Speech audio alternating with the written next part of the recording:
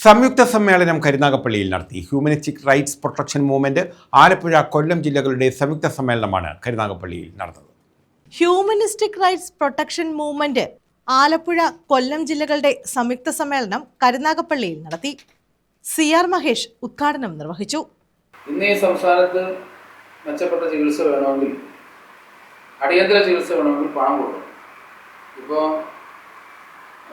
ഹാർട്ടിൻ്റെ സർജറി, ഒരാൾ നെഞ്ചുവേദന വരുന്നു, നമ്മളിവിടെ നിന്ന് എടുത്താൽ നേരെ ആശുപത്രി കൊണ്ടുപോകുന്നു, ആൻജിയോഗ്രാം ചെയ്യുന്നു, ആൻജിയോപ്ലാസ്റ്റി വേണമെന്ന് പറയുന്നു. ഇപ്പോൾ ചോദിക്കും എങ്ങനെ ഇവിടെ ചെയ്യണം. പൈസ ഉണ്ടെങ്കിൽ ഇവിടെ ചെയ്യാൻ പറയും, പൈസ ഇല്ലെങ്കിൽ എന്ത് ചെയ്യും?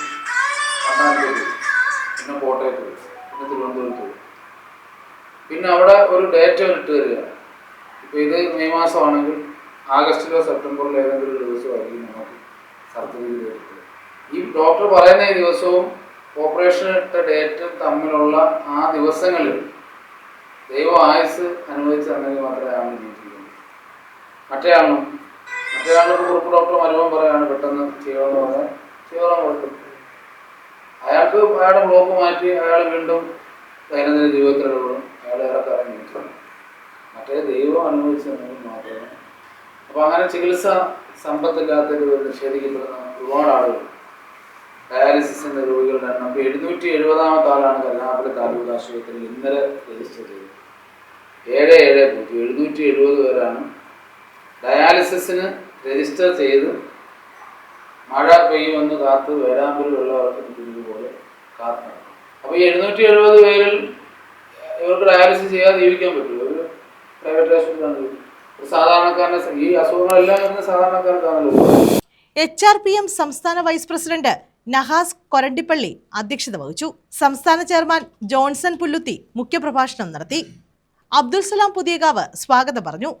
KS പുരം ഗ്രാമപഞ്ചായത്ത് vice president E Rahiyanath, Muhammad Basheer Saini, Nahas Ibrahim, S Subhash, doctor Gokul R Krishnan, Anitha Santhosh, Vijayakumari തുടങ്ങിയവർ പങ്കെടുത്തു.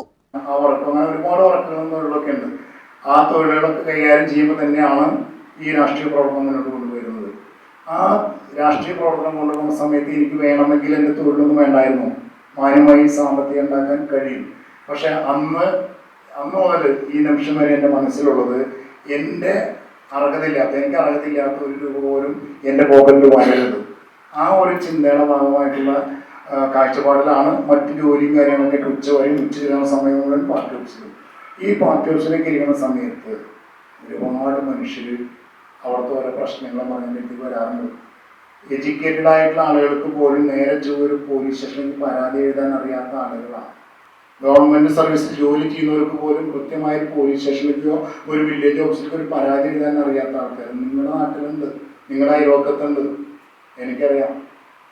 അപ്പോൾ അവർക്കൊക്കെ ചെയ്യാൻ പറ്റാവുന്ന കാര്യങ്ങൾ ചെയ്തു കൊടുത്ത് അങ്ങനെ വളർന്നു വന്ന് ആ പാർട്ടിക്കകത്ത് ആരൊക്കെയോ ആയി മാറി കഴിഞ്ഞപ്പോൾ അവിടെ പിന്നെ എങ്ങനെ നമ്മളെ ഇല്ലായ്മ ചെയ്യാം. News bureau, Karunagappally.